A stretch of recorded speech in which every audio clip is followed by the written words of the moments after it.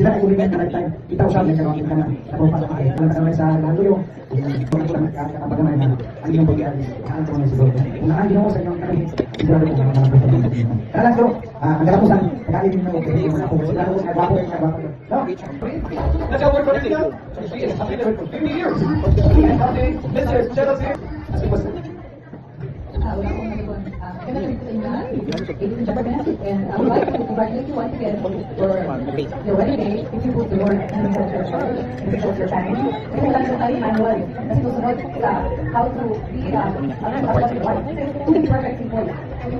Very tender. Perfect, not perfect.